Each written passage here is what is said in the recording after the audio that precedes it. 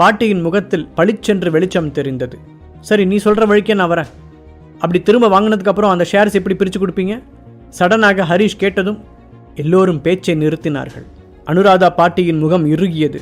சந்தனா எதுவும் பேசாமல் யோசனையுடன் நின்றாள். முன்பெல்லாம் ஹரீஷ் இதுபோல் பேசும்போது வேகமாக தடுத்து நிறுத்தும் அவள், இந்த முறை அவன் தன் ஃபேமிலிக்கு எதிராக பேசினாலும் ஒரு முறை கூட தடுக்க முயற்சிக்கவில்லை. அவளுடைய அந்த மாற்றத்தை அங்கிருந்த யாரும் கவனிக்கவில்லை. அவர்கள் அவளை பழைய சந்தனாவாக நினைத்துதான் பேசிக்கொண்டு இருந்தார்கள். பாட்டி தானே இந்த ஃபேமிலியோட ஹெட்டு, அப்போ ஆட்டோமேட்டிக்காக ஷேர்ஸ் எல்லாம் அவங்க பேரில் தான் போகும். கார்த்திக் சாதாரணமாக சொன்னான்.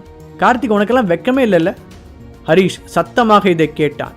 டேய், யாரை பார்த்து என்ன பேச்சு பேசுகிற? நீ சொல்கிறத பார்த்தா சந்தனாவுக்கு இந்த ஃபேமிலிக்கு ஹெல்ப் பண்ண மனசில்லை போல. கார்த்திக் அமைதியாக இருந்த சந்தனாவை குறிவைத்து அடித்தான். ஹரீஷ் அதற்கும் ஏதோ பதில் சொல்ல போக சந்தனா அவனுடைய கையை பிடித்து தடுத்தாள். சந்தனா, வந்ததிலிருந்து உன் ஹஸ்பண்ட் தான் பேசிக்கிட்டே இருக்கான். இந்த விஷயத்தில் நாங்கள் என்ன செய்யணும்னு நீ நினைக்கிற? பாட்டி ஒரு கணக்கிடும் பார்வையுடன் அவளை கேட்டார். பாட்டி, கார்த்திக்கோட ஐடியா உண்மையிலேயே பெஸ்ட்டு தான், நான் அதை ஏற்றுக்கிறேன். சந்தனா நிதானமாக சொல்ல அனுராதாவின் முகத்தில் ஒரு சிரிப்பு வந்தது. கார்த்திக்கின் முகத்திலும் தான் நினைத்ததை சாதித்துவிட்ட வெற்றி களிப்பு தெரிய அவள் சொன்னதை கேட்டு ஹரீஷ் அதிர்ச்சி அடைந்தான். இல்ல என்று அவன் கத்த வாயை திறக்க அதற்கு முன் சந்தனாவே மீண்டும் பேச்சை தொடங்கியிருந்தாள். ஆனால் ஒரு கண்டிஷன், நீங்கள் எல்லாருமே திருப்பி திருப்பி சொல்கிற மாதிரி இது என்னோட ஷேர்ஸ் கிடையாது. மிஸ்டர் ராகவ் என்னை நம்பி ஒப்படைச்சது. அதனால் இதை மொத்தமாக தூக்கி கொடுக்க எனக்கு எந்த ரைட்ஸும் கிடையாது. அதே சமயம் இந்த கம்பெனியை காப்பாற்ற வேண்டிய கடமையும் எனக்கு இருக்குது. ஸோ என்கிட்ட இருக்க ஷேர்ஸில் பாதி 30% நான் தரேன். இந்த குடும்பத்தோட தலைவியான பாட்டி அவங்களோட பங்கா 20% தரட்டும். இந்த பிரச்சனை எல்லாம் தீர்ந்ததுக்கப்புறம் கொடுத்த மாதிரியே அவங்க ஷேர்ஸை திரும்ப எடுத்துக்கலாம். சந்தனா முகத்தில் எந்த உணர்ச்சியும் இன்றி இதை கூறினாள். அவர்களுடைய வார்த்தையை வைத்து அவர்களையே திருப்பி அடித்தாள். அதை கேட்டுக்கொண்டிருந்த ஏஜே ஃபேமிலி மெம்பர்ஸ் முகத்தில் ஈயாடவில்லை. சந்தனா இவ்வளவு தெளிவாக பேசுவாள் என்று அவர்கள் யாருமே எதிர்பார்க்கவில்லை. உனக்கு என்ன தைரியம்? அவ்வளவு நேரம் சந்தனாவிடம் காட்டி வந்த சாந்தமான முகத்தை மாற்றி கோபமாக கத்தினார் அனுராதா. சந்தனா பேசியதை கேட்டு சந்தோஷத்தில் உறைந்து நின்ற ஹரீஷ் பாட்டி கத்தியதை பார்த்து சத்தமாக சிரித்தான். இப்போ நீ ஏண்டா சிரிக்கிற? கார்த்திக் பல்லை கடித்து கொண்டு அவனை கேட்டான். இல்லை, உங்களெல்லாம் பார்த்தா எனக்கு சிரிப்பு தான் வருது. நிஜமாவே நீங்கள் எல்லாரும் உங்களை ஒரே ஃபேமிலியாக தான் நினைக்கிறீங்களா? ஏன் உங்கள் ஃபேமிலி மேலே உங்களுக்கெல்லாம் நம்பிக்கையே இல்லை? ஏமாற போகிற விஷயத்தில் மட்டும் சொல்ல சொல்ல கேட்காம எல்லாரும் அவ்வளோ ஒத்துமையாக போய் போட்டி போட்டுக்கிட்டு இன்வெஸ்ட் பண்ணீங்க. இப்போ கம்பெனிக்கு ஒரு பிரச்சனை வந்த உடனே அதில் ஷேர்ஸ் வச்சுருக்க ஒருத்தர் கூட நான் இவ்வளவு தரேன்னு வாயவே திறக்கலை. சந்தனா அவளோட ஷேர்ஸில் பாதியை தரேன்னு சொல்லிட்டா. அப்போ நியாயப்படி இங்கே இருக்கிற எல்லாருமே அவங்கக்கிட்ட இருக்கிற ஷேர்ஸில் பாதியை தரணும்ல? ஹரீஷ் கேட்க பதில் சொல்ல முடியாமல் எல்லோரும் தலைகுனிந்து நின்றார்கள். இப்போ நஷ்டம்னு வந்த உடனே என்னோட ஒய்ஃபை அவகிட்ட இருக்கிற ஷேர்ஸ் மொத்தத்தையும் கொடுக்க சொல்கிறீங்க. அப்போ நாளைக்கு லாபம் வந்தாலும் இதே மாதிரி எல்லா ப்ராஃபிட்டையும் அவளுக்கு விட்டு கொடுத்துருவீங்களா? அவன் கிண்டலாக கேட்க யாருமே வாயை திறக்கவில்லை. அவன் பேசுவது அத்தனையும் உண்மை என்று அவர்களுக்கு புரிந்தது. உன்னை எவ்வளோ சொன்னாலும் திரும்ப திரும்ப ஏதாவது பிரச்சனை பண்ணிக்கிட்டே தான் இருப்பல்ல, முதல்ல இவனை தூக்கி யாராவது வெளியே போடுங்க. அனுராதா ஆக்ரோஷத்துடன் கத்தினார். ஹரீஷ் பேசிய உண்மைகள் அவருடைய மனசாட்சியை சுட்டு பொசுக்கியது. இதே டயலாக எத்தனை தடவை தான் சொல்லுவீங்க பாட்டி? நீங்கள் என்ன கத்துனாலும் இங்கே இருக்கிற யாருக்கும் என் மேலே கை வைக்கிற தைரியம் கிடையாது. அவ்வளோ ஏன் உங்கள் செல்ல பேரன் கார்த்திக்கிட்டேயே அதை செய்ய சொல்லி பாருங்களேன். ஹரீஷ் திமிராக கூறினான். அதை கேட்டு கார்த்திக்கின் முகம் வெளிரியது. விஜேந்தர் சிங் வாங்கிய அடிகள் இன்னும் அவன் கண்ணுக்குள்ளேயே இருந்தது. ஹரி, போதும், நாம் போகலாம் சொல்லிக்கொண்டே உட்கார்ந்திருந்த சேரில் இருந்து எழுந்த சந்தனா, என்னோட முடிவை நான் சொல்லிட்டேன் பாட்டி, அது உங்களுக்கு ஓகேனா எனக்கு இன்ஃபார்ம் பண்ணுங்கள், அப்புறமா நம்ம மற்ற டீட்டெயில்ஸ் பற்றி பேசிக்கலாம் என்றவள் அவளுக்கு பின்னால் நின்றிருந்த ஹரீஷின் கைகளை பிடித்து கொண்டு கம்பீரமாக வெளியேறினாள். அனுராதா பாட்டி அவர்களை தடுக்கப் போவதில்லை என்று தெரிந்த கார்த்திக் எதுவும் செய்ய முடியாமல் கோபத்துடன் கால்களை தரையில் உதைத்தான். சந்தனா, இப்போ ரிமோட் கண்ட்ரோல் உன் கையில் இருக்கிறதுனால உன்னோட யூஸ்லெஸ் ஹஸ்பண்டோட சேர்ந்து இந்த ஆட்டம் போடுற. இதெல்லாமே இன்னும் கொஞ்ச நாளைக்கு தான். நீ வேணா பார்த்துக்கிட்டே இரு. அந்த 60% ஷேர்ஸும் உன் கையிலிருந்து பிடுங்கினதுக்கப்புறம் இந்த கார்த்திக் யாருன்னு உனக்கு காமிக்கிறேன். மனதிற்குள் சபதம் எடுத்தவன் போகும் அவர்களை வெறியுடன் பார்த்தான். காரில் ஏறிய உடனேயே ஹரீஷ் முதல் வேலையாக, பேபி நான் கூட பயந்துட்டேன், ஆனால் நீ சூப்பராக கலக்கிட்ட உற்சாகமாக அவன் சொல்ல சந்தனா வெட்கத்துடன் சிரித்தாள். எல்லாம் நீ பின்னாடி நிற்கிற தைரியம்தான் ஹரி சொன்னவள் அவனுடைய தோள் மீது சாய்ந்து கொண்டாள். அடுத்த நாள் ஹரீஷ் ஆஃபீஸிற்குள் நுழைய நிகிதா அவனுக்காக கவலையுடன் காத்திருந்தாள். என்னாச்சு நிகிதா? யோசனையுடன் அவன் கேட்க, சார், நம்ம கம்பெனியோட சீனியர் எக்ஸிக்யூட்டிவ்ஸ் எல்லாரும் உங்களை பார்க்கணுன்னு வெயிட் பண்ணிக்கிட்டு இருக்காங்க என்றாள். அவளுடைய ரியாக்ஷனில் இருந்தே அவர்கள் நல்ல விஷயத்திற்காக காத்திருக்கவில்லை என்பதை ஹரிஷ் புரிந்து கொண்டான். நான் இன்னும் ½ அன் ஹவரில் வந்துடுவேன். அது வரைக்கும் அவங்கள எனக்காக மீட்டிங் ஹாலில் வெயிட் பண்ண சொல்லுங்கள். அவங்க குடிக்கிறதுக்கு டீ காஃபின்னு ஏதாவது ஏற்பாடு பண்ணி கொடுங்க. நிகிதாவிற்கு ஆர்டர் போட்டவன் தன்னுடைய ரோலிங் சேரில் போய் உட்கார்ந்தான். பின்பு வேகமாக அவனுடைய கம்ப்யூட்டரை ஆன் செய்து கம்பெனியின் ஸ்டாக் சிச்சுவேஷனை பார்த்தான். ஷேர் மார்க்கெட் ஓப்பன் ஆனவுடன் இன்றைக்கும் ஷேர் பிரைசஸ் 10% அளவிற்கு சரிந்திருந்தது. இதனால் ஏற்கனவே அவர்கள் கம்பெனிக்கு பல கோடி ரூபாய் நஷ்டம் வந்திருந்தது. ஒரு பெருமூச்சு விட்டவன் தன்னிச்சையாக அந்த மேஜையின் டிராயரை இழுக்க அதில் ரூபனிடம் வாங்கிய வளையல் இருந்தது. அதை கையில் எடுத்தவன், இதனால் என்ன பிரயோஜனம் என்று முகத்தை சுழித்தபடி சொன்னான். அப்படியே யோசனையுடன் அந்த வளையலை கையில் வைத்து உருட்டி கொண்டிருந்தவன் கொஞ்ச நேரத்தில் மனது ரிலாக்ஸாகவும் நிம்மதியாகவும் உணர்வதை கவனித்தான். இந்த ஃபீல் வித்தியாசமாக இருக்கே, தனக்குள் நினைத்தவன் அதில் பதிக்கப்பட்டிருந்த கல்லை உற்று நோக்கினான். திடீரென்று அவனுடைய கண்கள் ஆச்சரியத்தில் விரிந்தது. இதை பார்த்தா மரகத கல் மாதிரி தெரியலையே. ஆமாம், இது எப்படி நான் மிஸ் பண்ணேன்? இது ஒரு கிரீன் டாமலின். இந்த வளையல் ஏன் அப்படி கவர்ந்து இழுத்துச்சுன்னு இப்போ தான் எனக்கு தெரியுது. இந்த வளையலை பழங்குடி மக்கள் மரகத கல்லை வச்சு தான் உருவாக்கியிருக்காங்கன்னு இத்தனை நாளாக நான் நினச்சிக்கிட்டு இருந்தேன். இந்த ஸ்டோன் மேலே பழங்குடி மக்களுக்கு நிறைய நம்பிக்கைகள் இருந்துச்சுன்னு நான் ஆல்ரெடி படிச்சிருக்கேன். ஆனால் அதுக்கு மேலே எனக்கு டீட்டெயில்ஸ் தெரியலையே. இப்போ இந்த கல்லை நான் அட்ராக்ட் பண்ணுறதை பார்த்தா அந்த மக்களோட நம்பிக்கையெல்லாம் உண்மைதான் போல நினைத்தவன் மெதுவாக அந்த வளையலை டேபிளின் மீது வைத்தான். அந்த கல்லில் இருந்து வந்த ஒளி அவனுக்குள் ஒரு பாசிட்டிவ் எனர்ஜியை பரப்பியது. இதை பற்றி யார்கிட்ட கேட்டால் ஃபுல் டீட்டெயில்ஸ் கிடைக்கும்? யோசித்தவனுக்கு கயல்விழியின் ஞாபகம் வந்தது. அவள்தான் ஹெர்பல் மெடிசின், உள்ளுணர்வு, பாசிட்டிவ் எனர்ஜி என்று ஏதேதோ சொல்லிக் கொண்டிருந்தாள். அப்படியென்றால் இது பற்றியும் அவளுக்கு தெரிந்திருக்க வாய்ப்பிருக்கிறது என்று நினைத்தான். உடனடியாக ஃபோனை எடுத்து அவளுக்கு அழைக்க 2வது ரிங்கிலேயே அவள் பதிலளித்தாள். சொல்லு ஹரீஷ், என்ன திடீர்னு கால் பண்ணியிருக்க? அவளுடைய குரலில் ஆச்சரியம் தெரிந்தது. கையில் உங்ககிட்ட ஒரு ஹெல்ப் வேணும். இந்த கிரீன் டாமலின் ஸ்டோன் பற்றி உனக்கு ஏதாவது தெரியுமா? ஹரீஷ் ஆர்வத்துடன் கேட்டான். ஸ்டோன்ஸ் பற்றி ஓரளவுக்கு தெரியும். சில ஸ்டோன்ஸ் நம்மளை ஃபோக்கஸ் பண்ண வைக்கும். அதை போட்டுக்கிறதால ஒர்க்கில் நல்ல கான்சன்ட்ரேஷன் வரும், பாசிட்டிவ் எனர்ஜி கிடைக்கும் அப்படின்னு நிறைய மக்கள் நம்புகிறாங்க. கயல்விழி சொல்ல, இன்ட்ரெஸ்டிங் என்றான் ஹரீஷ். அவனுக்கு ஏற்கனவே இந்த விஷயங்களெல்லாம் தெரிந்திருந்தாலும் கயல்விழி சொன்னபோது அப்போதுதான் தெரிவது போல கேட்டுக்கொண்டான்.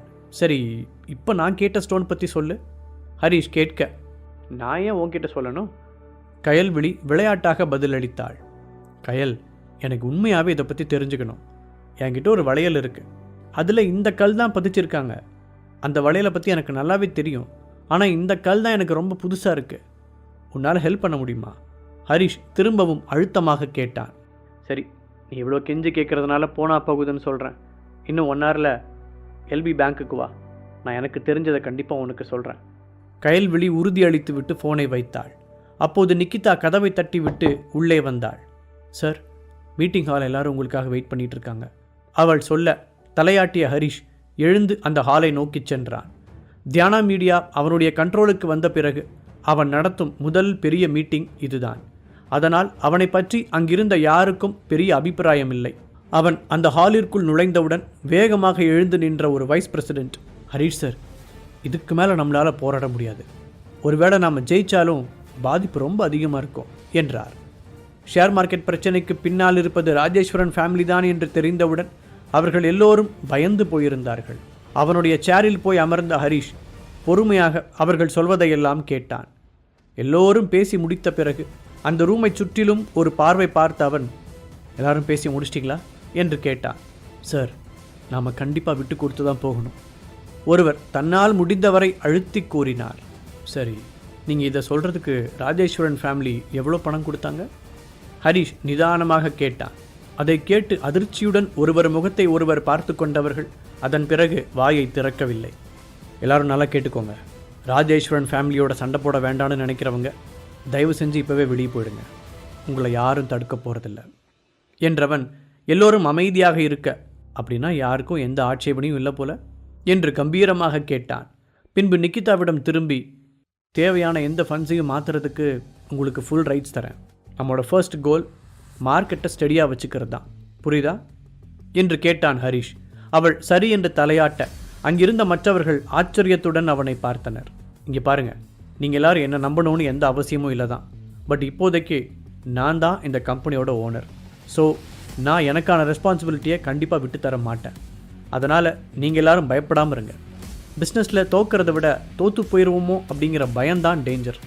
அதைத்தான் அவங்க உருவாக்க பார்க்குறாங்க. எனக்கு இதை பார்த்தெல்லாம் சுத்தமாக பயம் இல்லை. ஏன்னா நான் இதை விட மோசமான சுச்சுவேஷன்லாம் கடந்து வந்திருக்கேன். ஸோ இப்போது இதிலேருந்து எப்படி வெளியில் வர்றதுன்னு மட்டும் பார்ப்போம். அதுக்கப்புறம் கம்பெனியை பழைய நிலைமைக்கு கொண்டு வர வேண்டியது என்னோட பொறுப்பு. ஹரிஷ் அவர்களுக்கு வாக்களித்தான். ஹரிஷின் அந்த கான்ஃபிடென்ட்டான பேச்சு அவர்களுக்குள்ளும் ஒரு நம்பிக்கையை விதைத்தது. அவர்கள் தங்களுக்குள் பேசத் தொடங்க, ஓகே கைஸ், உங்கள் எல்லாரையும் நல்ல ஒரு நிலைமையில் மீட் பண்ணணும்னு நானே நினச்சிட்டு இருந்தேன். இட்ஸ் ஓகே, இந்த பிரச்சனைலாம் சரியானதுக்கப்புறம் நம்ம திரும்பவும் ஒரு டைம் மீட் பண்ணி இந்த கம்பெனியோட வளர்ச்சி பற்றி பேசுவோம். இப்போ நீங்கள் சொல்கிறதுக்கு எதுவும் இல்லைன்னா நாம் கலைஞ்சு போகலாம் என்றவன் அவர்களிடமிருந்து விடைபெற்று வெளியேறினான். உண்மையில் அப்போது நடந்ததை நிகிதாவாலேயே நம்ப முடியவில்லை. பெரிய பிரச்சனை நடக்கப் போகிறது என்று அவள் பயந்திருக்க 5 நிமிடத்தில் மீட்டிங்கை முடித்துவிட்டு அவன் வெளியேறியிருந்தான். நிச்சயமாக இவர்கிட்ட ஏதோ ஒரு விஷயம் இருக்குது. இப்படி ஒரு நிலைமை வந்திருந்தால் யாராக இருந்தாலும் என்ன பேசுறதுன்னு தெரியாமல் இத்தனை பேருக்கு இடையில மாட்டிக்கிட்டு முழிப்பாங்க. ஆனால் ஹரிஷ் சார் இவ்வளோ பேரையும் ஒரே வாரத்தில் ஆஃப் பண்ணிவிட்டு அவர் சொல்ல நினச்சதை சொல்லிட்டு கிளம்பிட்டார். ரியலி ஹீஸ் கிரேட் என்று மனதிற்குள் பெருமையாக நினைத்து கொண்டாள் அவள். அதே நேரத்தில் ஹரிஷ் கைல்விழி சொன்ன எல்பி பேங்கிற்கு முன்னால் காரை நிறுத்திவிட்டு இறங்கினான். அந்த 2-3 நாட்களாக ஷேர் மார்க்கெட்டில் நடந்த குளறுபடி பொதுமக்கள் வரைக்கும் பரவி இருந்தது. அதனால் பயந்த பலரும் தங்களுடைய பணத்தை எடுக்க அலைமோத பேங்க் நல்ல கூட்டமாக இருந்தது. ஹரிஷ் பழக்க தோஷத்தில் நேராக விஐபி பகுதிக்கு சென்றான். கைல்விழி தனக்காக அங்குதான் காத்திருப்பாள் என்று அவன் நினைத்தான். அங்கு போனவுடன் முன்னால் இருந்த ஒரு ஸ்டாஃப், சொல்லுங்கள் சார், உங்களுக்கு என்ன ஹெல்ப் வேணும் என்று கேட்டாள். எனக்கு எந்த ஹெல்ப்பும் வேண்டாம், தேங்க்யூ. நான் ஒருத்தரை பார்க்குறதுக்காக இங்கே வந்தேன். ஹரிஷ் சாதாரணமாக சொன்னான். ரியலி சாரி சார், இந்த ஏரியா விஐபி கஸ்டமர்ஸ்க்காக ஒதுக்கப்பட்டிருக்கு. உங்களுக்கு இங்கே வேலை இல்லைன்னா நீங்கள் வெளியில் போய் வெயிட் பண்ணுங்கள். நான் யாரையும் டிஸ்டர்ப் பண்ணலைங்க, ஜஸ்ட் என் ஃப்ரெண்ட் வந்திருக்காங்களான்னு பார்த்துட்டு போக தான் வந்தேன். அதில் என்ன பிரச்சனை என்று ஹரிஷ் புருவத்தை உயர்த்தி கேட்டான். எங்கு போனாலும் இந்த மாதிரி பணக்காரர்கள், விஐபிஸ் என்று அவர்களுக்கு மட்டும் முக்கியத்துவம் கொடுக்கும் நபர்கள் அவனை எரிச்சல் படுத்தினார்கள். இந்த பணமெல்லாம் இல்லாமல் சாதாரண ஹரிஷாக இருந்தபோது பட்ட அவமானங்கள் எல்லாம் அவனுக்கு ஞாபகம் வந்தது. சரி, எனக்கும் இங்கே சில வேலைகள் பார்க்க வேண்டியிருக்கு, இப்போ நான் உள்ளே போகலாமா என்று மறுபடியும் கேட்டான். சார், நீங்கள் ரெகுலர் கஸ்டமர் ஏரியாவுக்கு போனீங்கன்னா அங்கே உங்களுக்கு தேவையானதை செஞ்சு தருவாங்க. இல்லை, நான் கொஞ்சம் பணம் எடுக்கணும். ஹரிஷ் பிடிவாதமாக சொல்ல, சார் என்ன சார் சொன்னதையே திரும்ப திரும்ப சொல்லிக்கிட்டு இருக்கீங்க. முன்னாடி ஏடிஎம் இருக்குது, போய் உங்களுக்கு தேவையான பணத்தை எடுத்துக்கோங்க. அதை விட்டுட்டு இங்கே வந்து நோயின்னு கழுத்து அறுக்காதீங்க என்று கடுப்புடன் சொன்னார். இல்லை, நான் கொஞ்சம் பணம் எடுக்கணும். ஹரிஷ் பிடிவாதமாக சொல்ல, சார் என்ன சார் சொன்னதையே திரும்ப திரும்ப சொல்லிக்கிட்டு இருக்கீங்க. முன்னாடி ஏடிஎம் இருக்குது, போய் உங்களுக்கு தேவையான பணத்தை எடுத்துக்கோங்க. அதை விட்டுட்டு இங்கே வந்து நோயின்னு கழுத்து அறுக்காதீங்க என்று கடுப்புடன் சொன்னாள். ஹரிஷ் முகத்தை சுளித்தான். இவங்க ஏன் மக்கள்கிட்ட இவ்வளோ ஹார்ஷாக நடந்துக்கிறாங்க? கஸ்டமர் சர்வீஸ் தானே இவங்க வேலையே. ஆனால் அதை கூட ஆள் பார்த்து தான் செய்வாங்க போல். எக்ஸ்கியூஸ் மீ, நான் என் அக்கௌண்ட்டில் இருந்து 2 crores பணத்தை எடுக்கணும்னு நினைக்கிறேன். அதுக்கு உங்கள் ஹெல்ப் வேணும். ஹரிஷ் தன் பாக்கெட்டில் இருந்த கார்டை எடுத்து வெளியே வைத்தான். இதில் ஒரு பேர் கூட இல்லை, இதை எப்படி சார் நம்புறது? ஏன் சார் பிரச்சனை பண்ணணுன்னே இங்கே வந்திருக்கீங்களா என்று அந்த கார்டை தூக்கி எறிய போனாள். அப்போது அந்த பக்கமாக நடந்து போன பேங்க் மேனேஜர் அந்த கார்டை அதிர்ச்சியுடன் பார்த்தார். அவருடைய கால்கள் பலமில்லாமல் நடுங்கியது. இங்கே என்ன நடக்குது? அவர் சத்தமாக கேட்க, சார், இந்த ஆள் வந்ததிலிருந்து பிரச்சனை பண்ணிக்கிட்டே இருக்காரு. இந்த கார்டை கொடுத்து பணம் எடுக்கணும்னு சொல்கிறார். அந்த பெண் கம்ப்ளைண்ட்டாக சொன்னாள். அதை கேட்டு கோபப்பட்ட அந்த மேனேஜர், ஹலோ, உங்களுக்கு ட்ரைனிங்கில் என்ன கற்றுக் கொடுத்தாங்க? ஒரு கஸ்டமரை இப்படி தான் ட்ரீட் பண்ண சொல்லி தந்தாங்களா? இந்த பேங்க்கில் ₹1 அக்கௌண்ட் வச்சுருந்தாலும் அவங்க கஸ்டமர் தான். அவங்கள நீங்கள் மரியாதையோடு தான் நடத்தணும். அப்படி இருக்கும்போது அவர் பிளாக் கார்டு கொடுத்துருக்காரு, நீங்கள் கொஞ்சம் கூட மரியாதை இல்லாமல் பேசிக்கிட்டு இருக்கீங்க. சென்னையிலேயே 2-3 பேர்கிட்ட மட்டும்தான் இந்த கார்டு இருக்குது. அந்த மேனேஜர் முடிந்த அளவுக்கு பொறுமையாக எடுத்து சொன்னார். சார், நீங்கள் ஏதோ தப்பாக புரிஞ்சுக்கிட்டீங்கன்னு நினைக்கிறேன். இந்த கார்டில் பேர் கூட இல்லை. அந்த பெண் மெதுவாக சொன்னாள். இவ்வளோ சொன்னதுக்கப்புறமும் ஏமா இப்படி முட்டாள்தனமாக பேசிகிட்டு இருக்க? தலையில் அடித்து கொண்ட அந்த மேனேஜர், சார், நான் தான் பிரான்ச்சோட மேனேஜர். நீங்கள் எங்கள் கஸ்டமராக இருக்கிறதுக்கு நாங்கள் ரொம்ப பெருமைப்படுறோம். உங்களுக்கு என்ன ஹெல்ப் வேணும்னு சொல்லுங்கள் என்று மன்னிப்பு கேட்கும் குரலில் கூறினார். அவருடைய குரலில் லேசான நடுக்கம் தெரிந்தது. அந்த மேனேஜர் பேங்கில் வேலைக்கு சேர்ந்த இத்தனை ஆண்டுகளில் இந்த மாதிரியான பிளாக் கார்டை ஒரு முறை கூட பார்த்ததில்லை. எனக்கு எந்த ஹெல்ப்பு வேண்டாம், நான் ஜஸ்ட் பணத்தை வித்ட்ரா பண்ண தான் வந்தேன். அவங்க தான் எனக்கு இங்கே நிற்கிறதுக்கு கூட ரைட்ஸ் இல்லைன்னு சொல்லிட்டாங்களே. ஹரீஷ் ரூடாக நடந்து கொண்ட அந்த பெண்ணை ஓரக்கண்ணால் பார்த்து கொண்டே சொன்னான். சார், ஐம் ஸோ சாரி, நான் அப்படி நடந்திருக்கக்கூடாது. அந்த பெண் மெதுவாக மன்னிப்பு கேட்டாள். சார், நடந்த மிஸ் அண்டர்ஸ்டாண்டிங்காக நானும் உங்ககிட்ட மன்னிப்பு கேட்டுக்கிறேன். சொல்லுங்கள் சார், உங்களுக்கு என்ன வேணும்? அந்த மேனேஜர் பணிவுடன் கேட்டார். எனக்கு என்ன வேணும்னு நான் ஆல்ரெடி அவங்கக்கிட்ட சொல்லிட்டேன். ஹரீஷ் லேசான கிண்டலுடன் சொன்னான். எஸ் சார், நீங்கள் கேட்ட பணத்தை நான் இப்போவே வித்ட்ரா பண்ணி தரேன். சொன்னவள் அந்த கார்டை எடுத்துக்கொண்டு உள்ளே ஓடினாள். சார், அது வரைக்கும் நீங்கள் என்னோட ரூமில் வெயிட் பண்ணுங்கள். மேனேஜர் அவனை அழைத்து கொண்டு சென்று உபசரித்தார். அடுத்த சில நிமிடங்களில் அந்த பெண் 2 பெரிய பைகளுடன் அங்கே வந்தாள். சார், நீங்கள் கேட்ட 2 கோடி ரூபா. அவளுடைய குரலில் பயம் தெரிந்தது. அவளால் ஹரீஷின் முகத்தை நிமிர்ந்து பார்க்க முடியவில்லை. அவனிடம் நடந்து கொண்ட விதத்தை நினைத்து அவமானமாக இருந்தது. அவளை ஷார்ப்பாக ஒரு பார்வை பார்த்த ஹரீஷ், ஆக்சுவலி நான் இப்போ மனசை மாற்றிக்கிட்டேன். எனக்கு இவ்வளோ பணத்தை வித்ட்ரா பண்ணிட்டு போக விருப்பம் இல்லை. ஸோ இதில் ஒரு 500 ரூபா எனக்கு போதும். மிச்சத்தை கொண்டு போய் திரும்பவும் அக்கௌண்ட்லேயே டெபாசிட் பண்ணிடுங்க. நிதானமாக சொன்ன ஹரீஷ் அந்த பேக்கை திறந்து ஒரு 500 ரூபாயை மட்டும் எடுத்து பாக்கெட்டில் வைத்து கொண்டான். அந்த பெண்ணும் மேனேஜரும் அவன் சொன்னதை கேட்டு அதிர்ச்சியுடன் பார்த்தனர். அந்த மேனேஜர் அதிர்ச்சியுடன் பார்த்தாலும் அவரால் எதுவும் செய்ய முடியவில்லை. அந்த பெண்ணிற்கு அவன் ஏன் அப்படி செய்கிறான் என்பது புரிந்தது. ஓகே சார் என்றவள் அமைதியாக அந்த பேக்கை எடுத்துக்கொண்டு வெளியே சென்றாள். எக்ஸ்கியூஸ் மீ, ஒரு நிமிஷம்.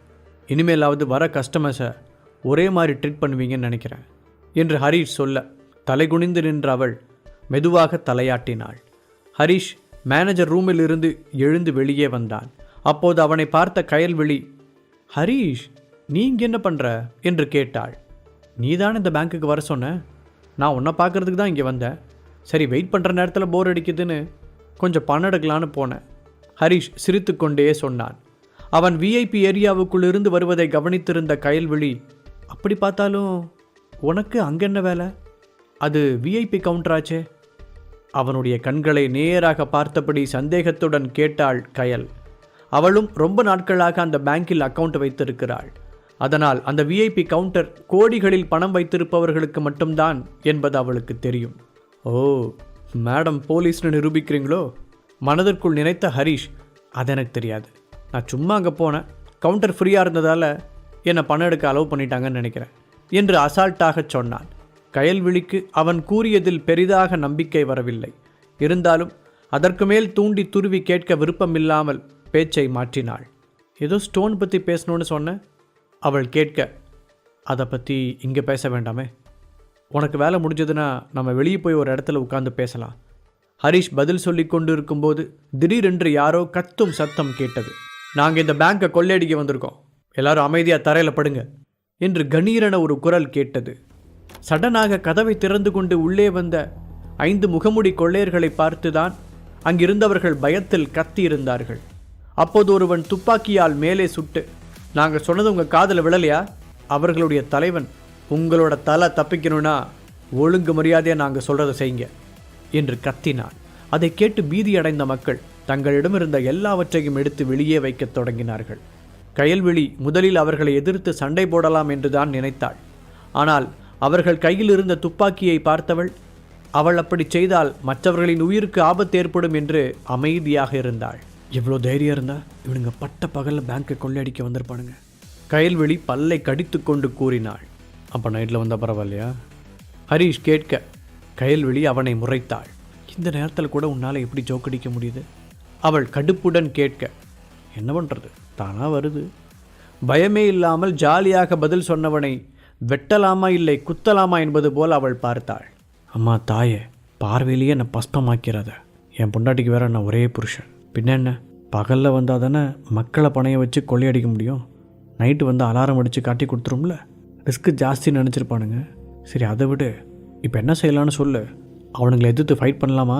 ஹரீஷ் மெதுவாக கேட்டான். இல்லை வேண்டாம், அவனுங்க கையிலெல்லாம் துப்பாக்கி இருக்குது. நம்மளால் இங்கே இருக்கிறவங்களுக்கு பிரச்சனை வந்துடக்கூடாது. ஸோ கரெக்டான டைம் வர வரைக்கும் வெயிட் பண்ணுவோம். அதுக்குள்ளே அவசரப்பட்டு எதுவும் பண்ணிடாத என்று அவனுக்கு அட்வைஸ் செய்தாள்.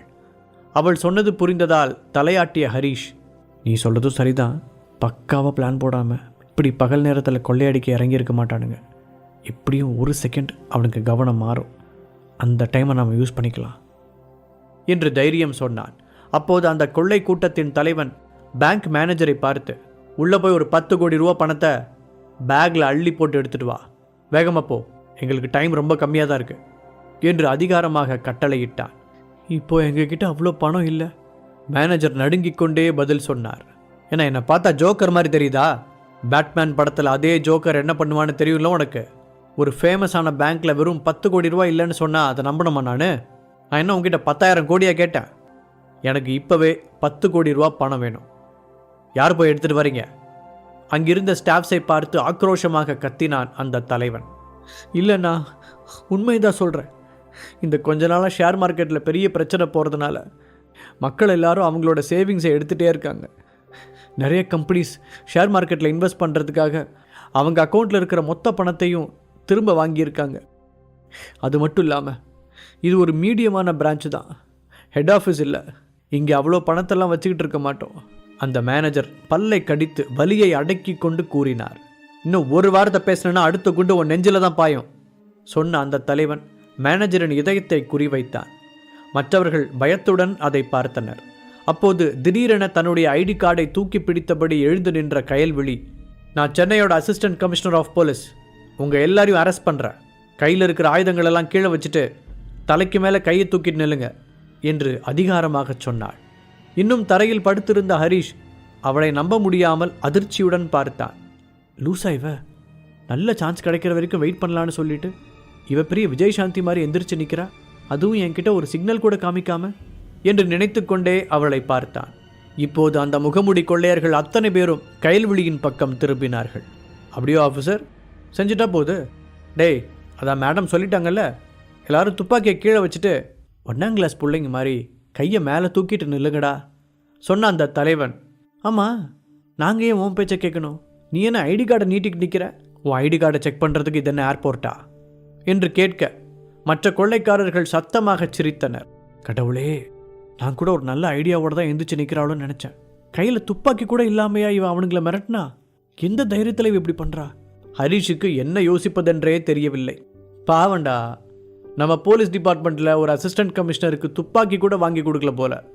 நமக்கு பாரு எவ்வளோ ஈஸியாக 10 ரூபாய்க்கு 5ன்னு பாண்டி பஜாரில் கிடைக்கிது.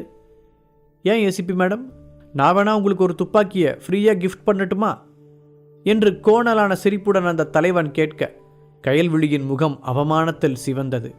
சரி, பேசி டைம் வேஸ்ட் பண்ண வேண்டாம். இவளை கட்டி தூக்கி ஒரு மூலையில் போட்டு வைங்க, போகும்போது காருக்குள்ளே போட்டுட்டு போகலாம். போலீஸ்காரி வேற, எப்படியும் நமக்கு யூஸ் ஆவா அந்த தலைவன் கொடூரமான குரலில் சொன்னார். உடனே 2 பேர் துப்பாக்கியை நீட்டியபடி கயல்விழியை நோக்கி வந்தனர்.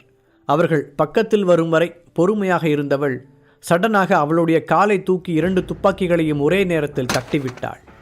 அடுத்ததாக கண்ணிமைக்கும் நேரத்தில் ஒருவனின் அடி வயிற்றை பார்த்து உதைத்தவள் மறுபுறம் திரும்பி இன்னொருவனின் முகத்தில் குத்துவிட்டாள்.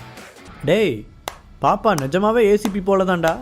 துப்பாக்கி தான் கொடுக்கலன்னு நினச்சேன், ஆனால் ஃபைட்டில் நல்ல ட்ரைனிங் கொடுத்துருக்காங்க. தன் கூட்டத்திடம் இதை சொன்னவன் கயல்விழியின் பக்கம் திரும்பி, சரிங்க ஏசிபி மேடம், இப்போ வேணால் நம்ம ஒரு போட்டி வச்சுக்கலாமா? உங்கள் கால் ரொம்ப ஃபாஸ்ட்டாக இருக்கா, இல்லை என் துப்பாக்கி ரொம்ப ஃபாஸ்ட்டாக இருக்கான்னு செக் பண்ணி பார்ப்போமா?